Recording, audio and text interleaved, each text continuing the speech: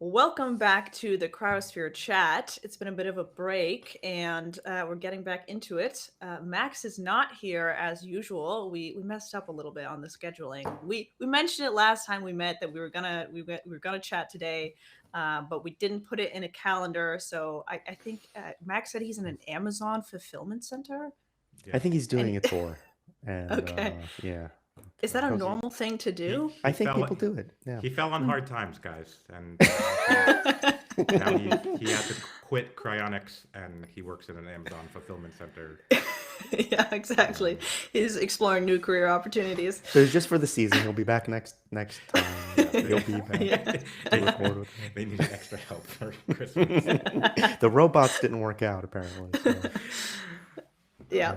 yeah. All right. So I know everyone's going to be really missing Max's weird intro. So sorry, I can't live up to that I'm hype. not, But to be honest. yeah. Okay. Yeah. It's you. So maybe it's for the best. We'll let Max know he has to tone it down. No. uh, Yeah. so what are we getting into today? Yeah, there's a lot of new stuff happening at the Cryosphere. We're expanding our ambitions yet again. We are always finding new Chronics projects that are kind of interesting to hopefully grow the space. So we have submitted an application for research funding to BRLS, which is Bill Falloon's organization, which funds a lot of labs like 21st Century Medicine, biostasis technologies. But we're doing a different kind of research. So something that I think doesn't get enough attention. We're trying to conduct behavioral and communication research. So trying to understand why people sign up, what leads them to sign up, what arguments do people find most convincing, which ones are not as effective. So we're going to be running or hopefully, if BRLS is interested in this, we're going to run a large scale survey with one control group, 6 test groups. We're going to be testing essentially different framings of cryonics. So for some, we're going to go the more scientific route. So everyone's going to get an explanation of what cryonics is, and then going to be presented with a different argument, kind of in the form of a testimonial to keep it more neutral. And there's going to be some that explain it from a more scientific perspective, like why chronics make sense scientifically, some that focus more on the emotional, some more philosophically about how 85 is an arbitrary number to live, like just different arguments that we've heard, but we've never actually tested how well they work. Because I think historically, the limited marketing that chronics organizations have done has mostly focused on the sciencey stuff, like when they talk to the media, they're really just trying to explain the procedure, how it works, and we actually don't know if that's the right approach. Working in the space for a bit, the thing that I kind of realized is there's a lot of people that think chronics work and still are not interested. So I'm not actually sure that scientific part is the most important, and that's the thing that part of what we're hoping to uncover.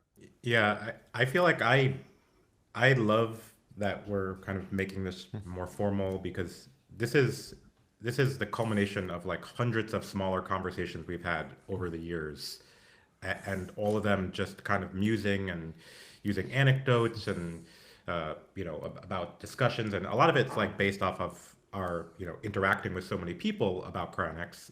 But I love that we can finally put it into a format that actually will have validated data and data that the entire cryonics industry could use to grow itself and true kind of social science research, and so we don't have to keep having conversations about what we think will work best and just figure out Yeah. what actually works best, and stop kind of just debating opinions. And I think this is just something that's been needed for a long time because I mean we hear it all the time. Without more members, without increased interest, like there's just not enough money in the field to even fund basic research. To their credit, BRLS has actually funded a majority of the primary research for cryonics for quite a long time, and it's kind of unfair that they're the only ones who are really kind of putting their money where their mouth is.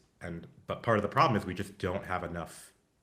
We don't have like a pipeline of people constantly flowing in. We don't have researchers, investors. We just really need to grow to get a baseline of people interested in this. Yeah, the thing that also kind of concerns me is that I think the industry as a whole has become a little bit pessimistic about Chronix's capabilities to grow, and they just think it's like really hard to make it grow. And to be fair, I agree. I think it is pretty darn hard, but I don't think that it's inevitable that the growth continues the way that it does. You had a really good anecdote about this, actually, Daniel, when you mentioned how Peter Solakidis at Southern Cryonics, he did some kind of calculation of how much free press they got. What was that? Yeah, I was at the Global Cryonics Summit. I was speaking with Peter Solakidis. For those who don't know, he's he is the founder of Southern Cryonics, which is an Australian cryonics organization. It's relatively new. I think they only have a few patients at the moment, and they kind of just recently got up and running. But I was chatting with him because he did like a bunch of outreach in Australia to the mainstream media in Australia, and it was very positive coverage, and a lot of it. If you actually watch some of those clips, this is like really good stuff in comparison to the kind of coverage we get in the United States, where it's like there's always some weird negative angle, even when the story is positive somehow. Over there, it really wasn't. It was actually surprising.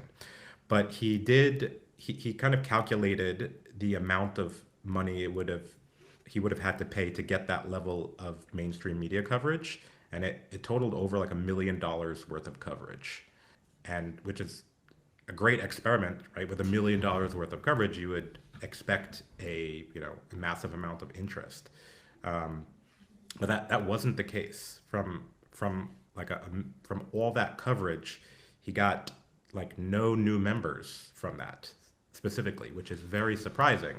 Yeah, didn't even say he didn't even get any calls, like Yeah, let alone a member, not a single yeah, call. not a single call. I was like, it didn't sound reasonable, but the issue was, and this is just a kind of speculation, is that while that kind of coverage feels nice, and it doesn't directly translate into new members, or new interest. It's kind of like scattershotting into the wind. So what that tells me is, one, yes, marketing cryonics is hard, but more so than that, we can't just give up and be like, okay, well, it's hard, so like, no, we have to grow it. So the question is, what went wrong, and how do we get specific? Because we kind of know from experience, not just his, but if you look at all the kind of smaller attempts from the cryo-orgs in the past, there's some version of this where just mainstream coverage doesn't always directly translate. But Becca, I know there's some kind of counterpoints with Tomorrow Bio that kind of highlight this point.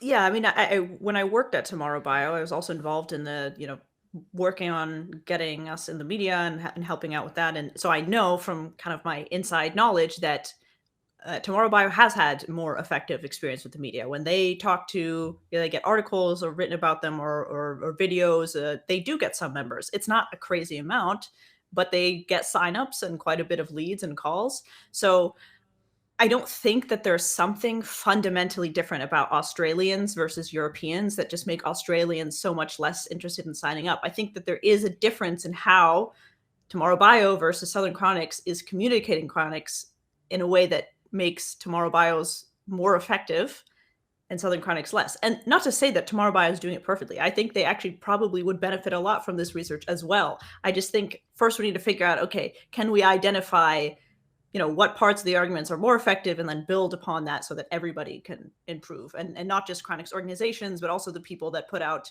podcasts. Like Max Moore has some great cryonics content on the biostasis standard. There's people writing books about this topic. And if they had like a foundation of like, we know that these types of framings for cryonics work well, and we know these ones don't, that would just make all that time spent on this content and media more effective. Well, we know some things, right? Like Tim Urban wrote, what was it on Wait, but why, what was it? Why cryonics Why make cryonics sense? makes sense. Mm-hmm. And that was a great article. People have talked about that leading to a lot of signups. Do either of you know what actually happened? How many signups? I don't know an exact number, but Okay. I know it was a lot of Alcor members. Had cited that as a starting point for their kind of serious interest in it. So he obviously, did something very specific. We should actually think about like rereading that and reverse engineering it a little bit. But I mean, I guess all this to say, and that's a good point, Eric. And alongside Becca's points, just to say this is not, it's not like a fruitless effort. We just have to figure it out. Yeah. And I guess a problem that we'll see is, I'll be talking to older chronicists, and a surprising amount of information about attempted things gets lost because it's not formalized, it's not officialized, it's not done scientifically. And so I think with something like what we're trying to do here, we can kind of actually put something forth in the future that makes a meaningful difference, and the lesson, kind of make sure the lesson gets learned. And it's not just this lesson. We can kind of piggyback off of the information we find here to do a whole bunch of other things. We have a lot more ideas, than this, in kind of how to do this kind of research, but this is like an excellent starting point for the most part. Yeah, I mean, one thing that I think would be potentially interesting is Tim was at Vitalis Bay earlier this year, and I had a chance to speak with him a little bit, and he shared that he's thinking about doing a follow-up article on the cryonics with the cryonics theme. So I don't know, maybe Tim listens to the podcast. I don't know. But, Yeah, we can or let him someone know. can We can get- send him. someone We can can send get him the some preliminary message to him. research. Yeah, Yeah. before he gets in the next article, I'll be like, hint, hint. This is what you should be focused on. Yeah. That's an interesting But idea. he's already quite good on his own, right? So even if yeah. we, Yeah, so he's probably like, why the hell would I listen to you amateurs? But it would be exciting. And all I'm saying is it would be Yeah. pretty cool to see that happen, because he, Yeah. I mean, he might be. I mean, I don't know the numbers. I mean, we should go and try to find out, right? But he might be the single, like the thing that's caused the most signups, right? It wouldn't shock me, but As a single individual, yeah, I would guess that. Yeah. That's probably a fair guess.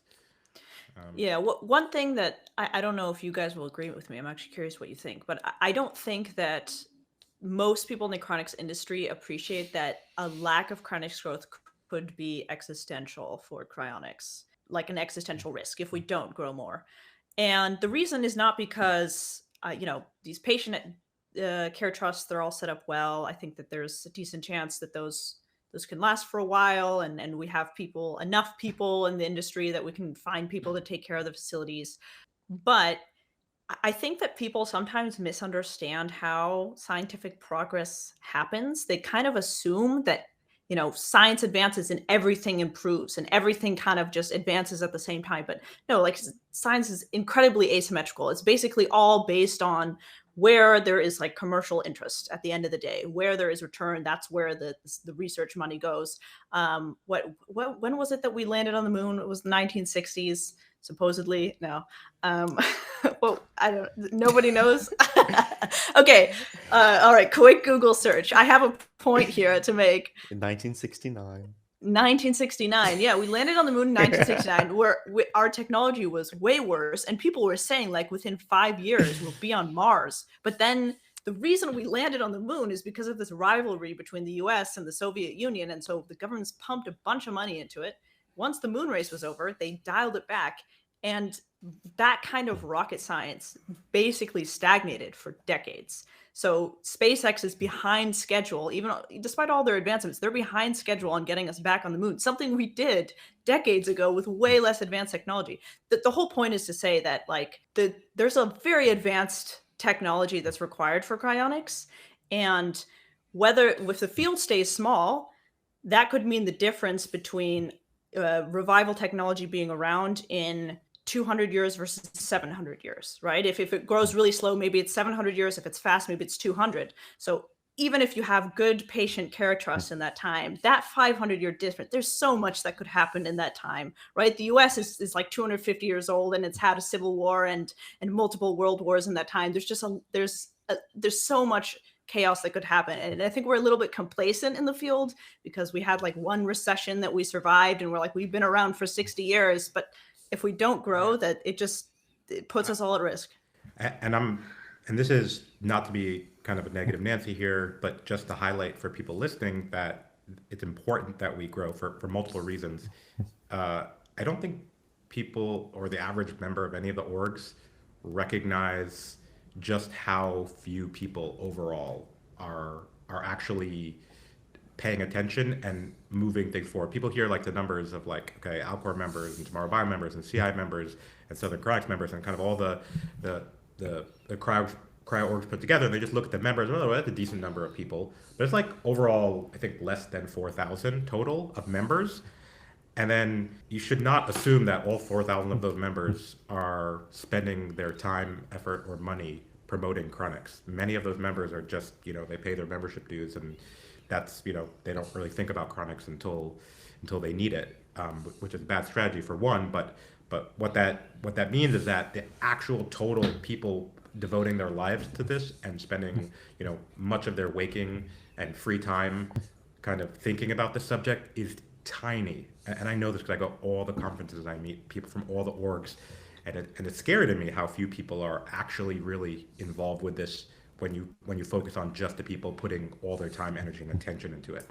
And the reason I say this again is to highlight that we need to grow, we need to get bigger, and so we cannot just avoid this and assume that it'll just happen when it happens. We have to kind of figure it out in advance, and we have to keep working on it.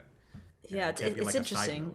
Yeah, it's interesting though that there's a lot of people in the space that just don't seem to appreciate that. There's even some at Cryonics Institute that somehow seem to think maybe it's better if you just stay under the radar. Like they almost, from their actions, seem to act like Cryonics growth might be bad, which is an insane thing that I think we need to get over. Why are you starting shit, Becca? Listen, just a little friendly. I have a disagreement with Cryonics Institute on that, and maybe someone will change their mind. But I'm happy to hear their arguments. Voice of diplomacy on this front. No, I mean, I think historically, yes, Cryonics Institute has been kind of less interested in growing, but and I think I've said this before on this podcast too. I think there's kind of a groundswell of interest over there right now. I was over at their annual meeting, and I do feel like that is being shed to some extent, and that they are kind of thinking about growth and along similar lines as the other orgs, more so than they were before. So I don't want to, and it doesn't matter for me. I just think we're all in this together, and we need to just make the case to everybody, and the case has to stand on its own. So I think if we make a good enough case about this, we don't need them to. They should be convinced. They'll be convinced by the growth that the other orgs are seeing. Like right now, we actually have to prove that what we're doing actually changes things, and then I think everybody will be on board.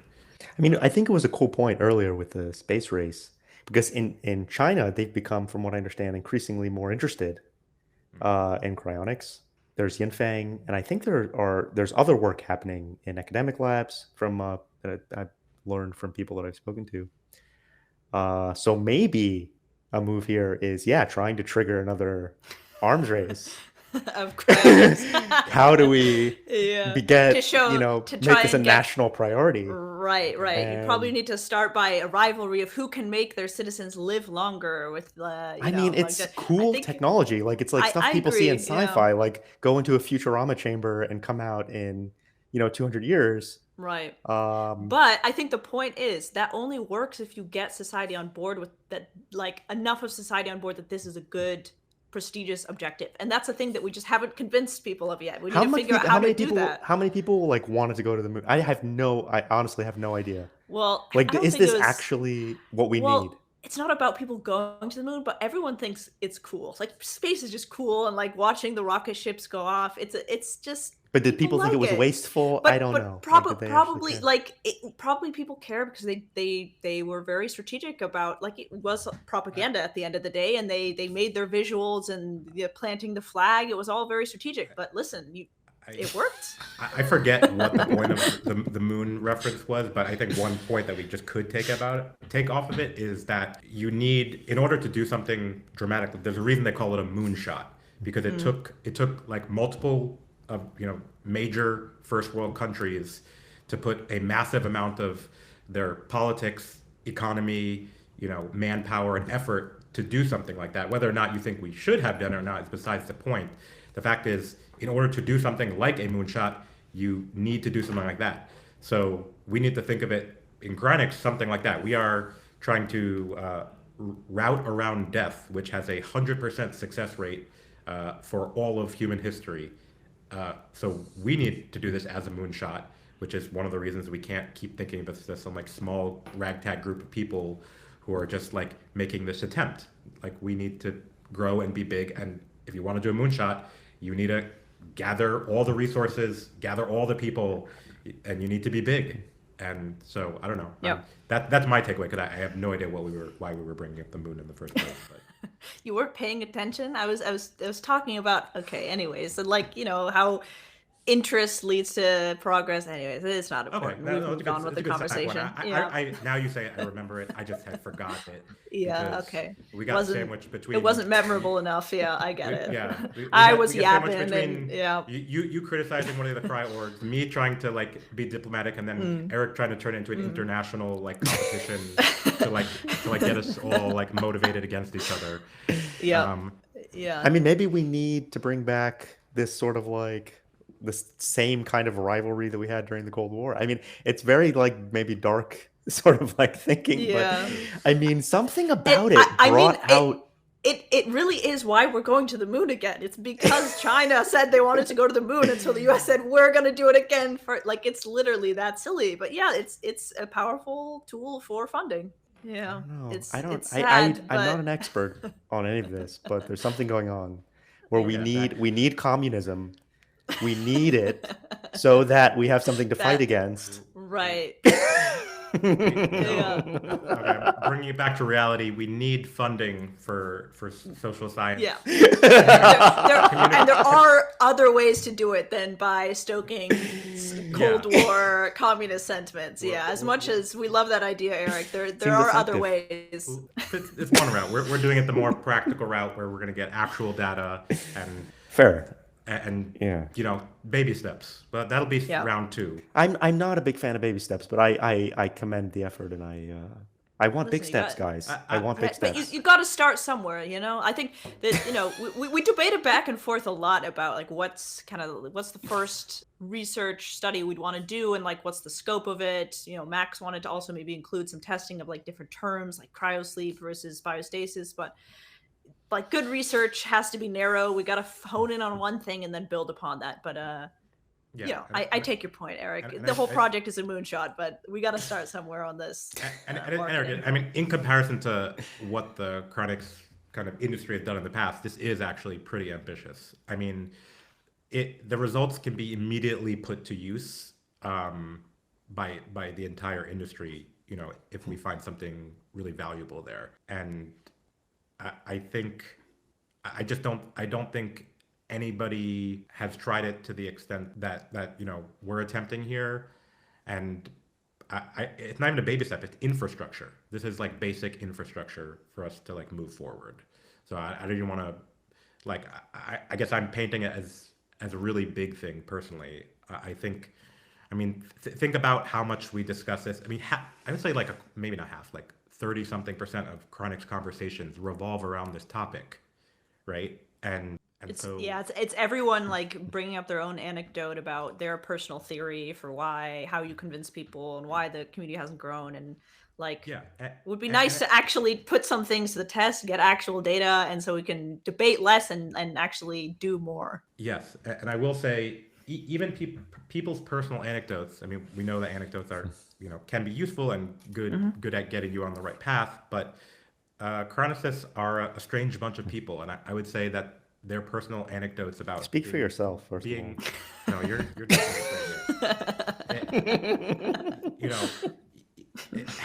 even if cryonicists who are trying to use their small sample size of just people around them to gather information on this, half of that is just going to be influenced by their personality and how they present it personally, and how much they can relate with the people. So by doing it in a more scientific way, in a proper way, we're kind of accounting for a lot of why even well-meaning anecdotes, where they're going to fail, we can succeed. So. Speaking of science, this is a rough transition, okay, but I didn't know how else to get there. We did have a scientific debate. Well, no, it wasn't really a debate. It was a discussion on the cryosphere between Andy McKinsey and Ashwin DeWolf on fixation versus vitrification. And to kind of back up the fact that it was not a debate, someone ran a poll on our server about how people have shifted after they listened to the conversation. They asked, like, were you pro-fixation, still pro-fixation? Were you pro-fixation, now pro-vitrification? All those options. So far, everyone has stayed the same. Like, people that were pro-fixation are still pro-fixation. People that pro-vitrification are still pro-vitrification. Doesn't necessarily surprise me because, again, it wasn't a debate. But yeah, I wonder what do you guys think of it? The goal was that it was supposed to be, I guess, a debate. Like, personally, I think we were trying to make sure it was so diplomatic that we actually overcorrected.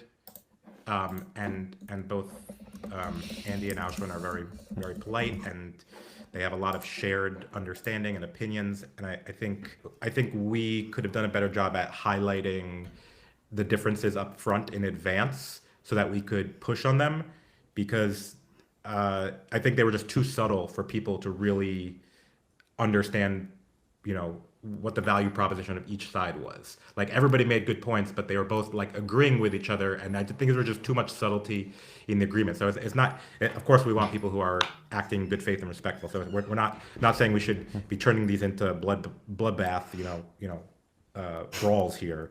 Just that in the future we can probably do just a better job of highlighting the differences prior and kind of harping on that a little bit more. Yeah, it's fair. I think part of the issue is maybe Max and I were a bit overly ambitious with what we were trying to accomplish in one conversation, because I also wanted to kind of set a groundwork of defining these terms. What's the connectome? What are we trying to preserve? Because I don't want people that are only people that are really deep into this topic that already know all the background to be able to understand the conversation. I wanted kind of laymen's to be able to listen to it and kind of get up to speed about why this conversation is even happening. But then you're right, we didn't actually get the chance to fully dig into those differences, and sometimes stayed a little too technical. But there's always opportunities for future conversations. It's a rough task. Like you said, like that is not a 1 hour conversation. That is like multiple 3-hour conversations just to get an understanding. So it was a rough task to be expected to like do it all in a single hour. Unfortunately, with so many things, Cryonics, like everything is like has to be long form to really get a good feel for it. But either way, I think it was interesting regardless, and a great attempt. And I think we should do more things like that and just use that as like a basis for kind of improving from there. But if you haven't seen it or you weren't there live, we'll post a link to the video, so check that out and kind of comment and let us know what you thought of that debate. Did you have any takeaways from it, Eric? I was already familiar with a lot of what was discussed. Yeah, there was some like this variable decay thing is interesting. I did appreciate that they were both. I do like when we have like civil conversation internally Cryonics community, because there's a lot of disagreement and very I don't know, there's I don't think it's a secret that there's people that are a lot more aggressive about their opinions in this area. Yeah. And I'm not sure that it's entirely helpful. I think it's still like, even though Alcor has been around since the 70s, I guess it's 1970. Yeah, 53 years. I can't remember the exact date. So it's not, this is all not brand new, but it's still it has a long way to go. It hasn't had historically a lot of resources, people, money. There's still a lot we don't know. So we shouldn't, these are all possible tools in the toolkit for improving what we all care about. Presumably it's like good quality preservation. And whether or not that comes, whatever form that comes in, or if it's some combination of, traditional cryopreservation and chemical fixation, I want to know. Yeah, we should just be finding the best way to do things, and being collaborative and having, friendly conversations. We're all exploring how this works, right? Yeah, and that's like kind of exactly why we chose Ashwin and Andy for the discussion, because we knew like both of them obviously have their preferences and they're advocating for one or the other, but they are not the kind of people that will accuse the other side of being, pseudoscience or not up to par, and they can understand the arguments on the other side, which I think makes the conversation, Yeah. I don't know, more effective in some ways. You're not focused on like bashing the other side. You're just trying to represent yours to the best of your Uh, ability. Let me just say, and I'm always gonna, sorry if I'm being annoying with this like diplomacy shit, but it's like going back to how few people there are. Like most people who are interested in this, their own families and friends don't care about it and would be okay with you dying. This small group of people, even if they're different organizations, different methods, are the only people fighting for your goal. I think everybody, if there, when there's any type of this kind of tribalistic behavior, which is easy to like fall into, it really is easy to fall into teams. It's like the natural way of humans, I think. So it's like you actually have to fight against it. It's not like something. I think you will naturally gravitate towards tribalism if you let yourself do that. But like the tiny number of people who have your shared goals, no matter if it's chemopreservation or they belong to this org or that org, these are the only people who really care about doing the thing that's so important to you and potentially giving you indefinite future lifespan. So like just remember that when you're interacting with people, even if they're not like cryonicists that aren't always the most easy personalities to deal with, but just try to remember that the really friendly people in your life who are wonderful people, but probably most of them don't give a shit about this goal, and it's really meaningful to you. So Yeah. try to like add some value on the top, even if you're not feeling it, to the other people around you doing this, because it really is a tiny number of people. And Man. especially if you're planning on interacting in the community, you're gonna have to interact with these people for the rest of your freaking life if that's something you're going to continue wanting to pursue this goal. So just remember that when you're thinking about getting into unnecessary tribalistic arguments or fights about people. Or Daniel, this speech would have hit harder if you hadn't said this after you said you wanted a more blood sports debate. Come on, we're the No, flip flopping here. No, because the debate was about ideas, not Right, about. right. I'm fine if we want to go hard at the ideas. That's not the problem. So yeah. It wasn't about making divides with the debate. The debate was just like going hard about the differences in ideas and giving people an ability to like figure out which one they like better. So yes, but when it comes to like interpersonal relationships and it's just there's so much benefit to everybody just trying to be kind to each other and giving each other the benefit of the doubt. Not that it's like a massive problem, but when I see it, I'm just so perturbed because it's so counterproductive. So Yeah, especially I think the part that's especially unproductive is when it's made like very public. Like there are people that basically all they do is criticize, cryonics publicly. The people that like claim to care about I think they'll say it's coming from a good place. They think it's not living up to the scientific standards that it should be. But at the same time, if all you're doing is shitting on them publicly instead of like privately trying to improve things or make your case, what effect are you really having at the end of the day? Like, do you really expect people to respond to your constant criticisms? I think some of us know who I'm talking about. You do, but I think it's more than one person. Yeah, but you're right. It's multiple people. Actually, interestingly, this can kind of semi-segue into like one other kind of interesting topic that was there was a Reddit post about, which was why are there so many cryonicists who are on the spectrum, and how does this relate? I would say a lot of people in my experience on the spectrum and within cryonics put a lot more emphasis on truth telling and kind of diplomacy and being nice and thinking about what you're saying and where you're saying it, who you're saying it to, and whether it's public or private, and tone. And I think that is undervalued to a lot of people on the spectrum, and it comes less intuitively. So I think that could be a reason why you see a lot of that. So if you are on the spectrum and you find you're not getting a good reception regularly with the people you're interacting with, you consider that it could be coming from kind of how you're interacting with them, not whether you're being truthful or whether you care or whether you're being honest. Like we know radical honesty in all situations is like a not a great idea. Like people have done experiments on this. Yeah, you've told me you've tried this out and it did not Yeah, work. when I was younger, I attempted a half version of it. It's like very quickly you learn that People do not like this. sugarcoating to some extent when interacting with people is like mandatory for cohesion for everybody. You just can't get around it. It's insane what happens when you try to do it. You're making me realize, though, maybe we should, another thing that we should maybe control for in our study population is autism. Should we ask our screener question, are you autistic? Imagine we're asking, what is your age? What is your gender? Are you autistic?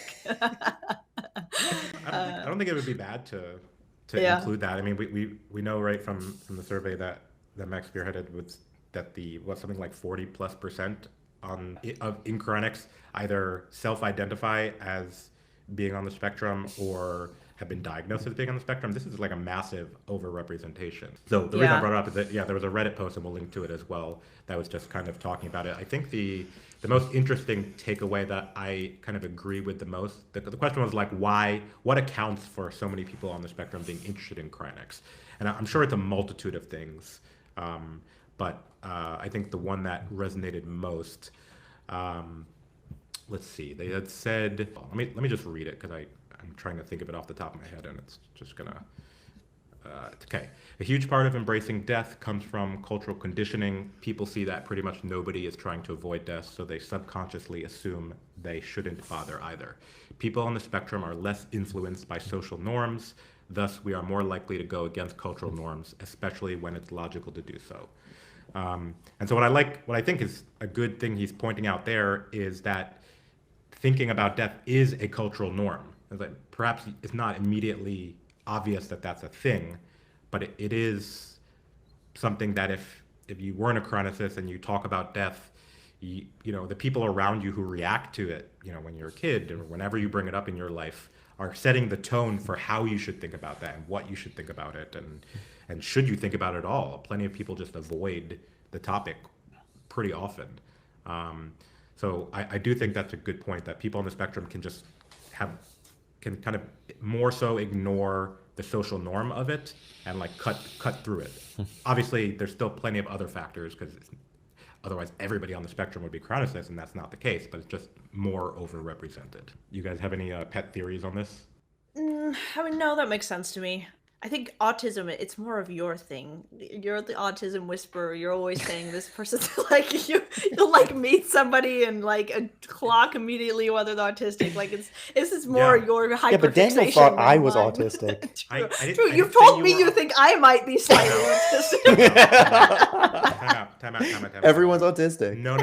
First of all, I didn't say autistic. I said on the spectrum. Now, the spectrum is a spectrum. The autism spectrum. So it's not just that you're autistic. There's a massive difference between someone on this side of the spectrum and someone on this side of the spectrum. So when I say you're somewhere on the spectrum, you could be very low on the spectrum, and that's a massive difference. But I'm right? pretty it's sure. Not affecting your. I understand, but you're making a part of the spectrum that I don't think exists. Like if Eric or I got tested for autism, we would be found not on the spectrum. I'm quite confident. So I think you are adding an extra component of the spectrum. Listeners, if you want to donate for official testing for Eric and Rebecca, please. Can we do a GoFundMe? Comment and subscribe. Get Becca and Eric tested for autism. And we'll put to rest. Can we do it live on the podcast? Yeah, please, let's do it. Psychologists ask us questions. Yeah. No, I mean, look, this is not to. There are people who have very debilitating, autism and are on a portion of the spectrum that meaningfully harms their life on a regular basis. So I don't want to just make it seem like it's all one thing. So when I'm talking about that, when I'm saying talking about you or other people I'm referring to who are obviously very well adjusted, it's not in the same way. But you do have aspects to you that indicate that to me. Like Max, I don't see that with Max. He he has different things, but it's not you. But you have a little bit of that, both of you. I won't do a full retrospective again.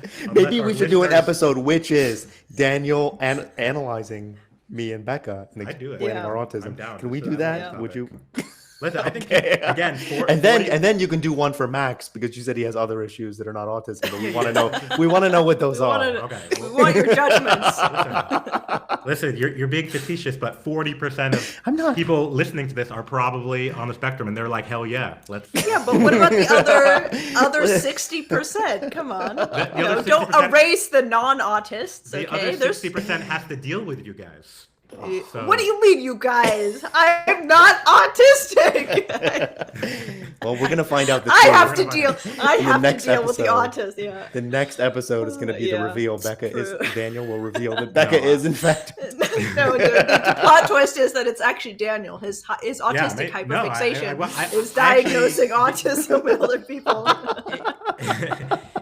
Given first of all, I question this myself because I spend so much time around so many people on the spectrum within Cryonics and I enjoy spending so much time around them that I'm like, oh, maybe I enjoy this a lot because they're kind of like me. So I'm not actually discounting myself, but it doesn't mean I can't spot it when I see it.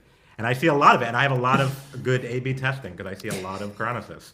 And in any case, we'll get there again, viewers, listeners. Next episode, psychologist. Between now and the next episode, Daniel will be studying the DSM-5 and getting a doctorate in psychology. Yes. Yeah. If you demand it, we will provide this entertainment for you. Yeah. Okay, so moving on, a couple of other just interesting things happening in the community. So Nikki Olson announced recently that she is starting the Biostasis Pacific Northwest meetup group. I'm not sure if she's calling it necessarily a meetup group, but they've been meeting up out in Seattle for quite a while now, and she's growing it. And we'll post a Reddit link in the show notes to check out. But they recently kind of made it more official. Her and Ashwin de Wolf are kind of working on this together. And they will be doing a tour of the Sparks Brain Preservation Foundation in the upcoming future. So if you're interested. Yeah, that looks so cool. It's Saturday, December 13th. Wow, I kind of want to go, actually. Maybe I'll get on a plane. Yeah, no. That sounds super cool, actually. Yeah. But I guess so. There's the Sparks Brain Preservation Foundation, which is Jordan Sparks, previously called Oregon Cryonics. I'm not sure if he's still using that name alongside the Sparks Brain Preservation Foundation, but I believe they're kind of changing it to that. There's Nectome out there as well. There's Auschwitz Advanced Neurobiosciences. I believe Michael Benjamin's part of that as well. And I believe there are some other kind of smaller cryonics projects happening there. So I think the Pacific Northwest is becoming a little bit of a hotspot. Well, Oregon in particular, for right? cryonics. Yeah, becoming a little hub, which is really cool. So especially if you are in that area, definitely check out the link we'll provide and get hooked up with them so you can kind of stay in the know about what's going on in that part of the country. And then I guess lastly, if you guys have, unless you have any other interesting things to bring up, I have another Reddit post that I thought was very impactful. I'm just going to read the Reddit post directly, but it's the whole thing. Yeah, it's a few paragraphs. I can't really. I mean, I'm looking at it. I see it. It's just long. Yeah, well, describing it is not. It's kind of. I mean, people should go read it later. All right. Well, but if we think it ends up too long, Becca will just. I will cut it out. Yeah. Okay. It's really long. It's like a whole page of text. No, You're just gonna. Paragraphs. Oh, come on, people! We can't. I have a short attention span. The short You know how many times I zone out short. just in this conversation? Yeah. I can tell when you're drifting away. Pull it together, people. Okay, go. Okay, here we go. Okay, so it's called "I'll See You Later, Mom." On October 25th, 2025, my mother died. The doctors all said the surgery to save her life would most likely kill her and refused to operate. There was no hope for any improvement in her condition, and she didn't want to be in the hospital anymore. She was of sound mind, and she decided it was time to go. She worked to make sure things were handled with her business until the last few hours. When she was ready, she said goodbye to her grandkids, and they left the room. My ex-wife and I held her hand as I read chapter 5 of The Old Man's War to her. The doctors removed oxygen and gave her medicine to make it easier for her to relax. The DART team from Alcor had been there for a few days, getting everyone up to speed on the logistics, and they were able to answer any questions we had. As soon as her death was officially confirmed, we left, and the team came in to start the cool-down process. A couple of days later, while talking about things with my son, I realized that Cryonics is as close as we have to a time machine. If there had been a chamber with dials and levers where we set a destination and poof, then this would have been a different kind of farewell. This is what we have. We don't have the other kind of time machine. When this thought struck me, the sadness I felt left me. I felt the kind of peace I imagine the devoutly religious feel when thinking of their loved ones in heaven. No arguments against Cryonics will dissuade. Cryonics is a time machine. We don't set the destination, we just cast them toward the future, and eventually someone will build the other half of the time machine to catch the people we send. Cryonics will work because we'll make it work. We have as much time as it takes to build the other side of the time machine. So, I don't know. I thought that was very moving. Wow, I think we should leave the whole thing in because I hadn't actually read it yet, but it's Gets your stamp of Yeah, approval. get you in the... wow, it's very I don't know. I thought it was nice. Yeah, It's something we don't see stuff like that very often, but it's I agree. It's like always very so human much- side of all of this. Yeah, and I love that time machine reference with the other half of the time machine. I think we should I just don't know if we have as borrow much that time as it going- takes. Like we don't have. We need more resources. We need more people. I don't think we Yeah, have that- actual. Like we That need is to the work one part I would faster. disagree with. It's true. We Like, don't we have really- as much time as it takes. Yeah. Yeah, but the the sentiment sentiment being is- that when we stop the decay, we're essentially buying time on that Yeah. front. Of course, notice you two immediately got literal about it. Autistic key trace. Just FYI, it was a very emotional thing. We're all getting emotional, and you're like, well, technically, it's not accurate. No, it's Just- not that it's just no- technically it's just not notice. accurate. It's just that it's a lot more urgent than Yes.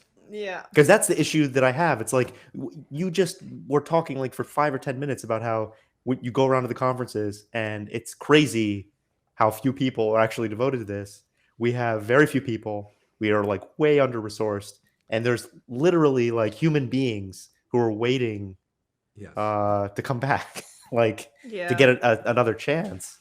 Some very young people that haven't even had an opportunity to live a life, and it's pretty remarkable actually what people are trying to do, and that it's equally remarkable how little they have to do it with. Yeah, Cryonics they're a resourceful bunch. Like we don't have as much resources as we would like, or honestly, for having 4,000 members, the amount of labs and the amount of companies we have is pretty astounding. So I'm excited. Like, imagine what we could do if we grew to like 20K, 100K. We would be overflowing in researchers and people working in the space. I completely agree, but I'm going back to the emotional aspect of that, and maybe we ended there. And thank you for the author who posted that. And I think it's when you can get all three of us to like feel it in our chest. I think you've done a service to people. We do need to hear more human side of Cryonics more often. We kind of how we all function is we love arguing and debating and this or that, accurate, this and that, but we do need to remember this is like a very emotional thing, and I don't know, come back to that when we can, and we get so few attempts at the experiencing that. So thank you for posting that and sharing with everybody. And let's leave it at that. All right. Becky, you wanna? Yeah, sure. Thank you for joining us here at the Cryosphere chat. Next time we'll be back. We'll have Max maybe and his terrible intros and outros. So you have that to look forward to. If he's done at yeah. Amazon, Right, we right. If they don't let him go, actually- right. After Christmas. After Christmas, they'll be released. He no longer needs to be Santa's helper. Yeah. and look He's too forward to the tall. future episodes Yeah. on diagnosing Eric and Becca. Yeah. Don't forget to tune in. Yeah. So you have that to We'll look leave you with forward to. that. Until Okay, next time. Thanks, everybody. Bye.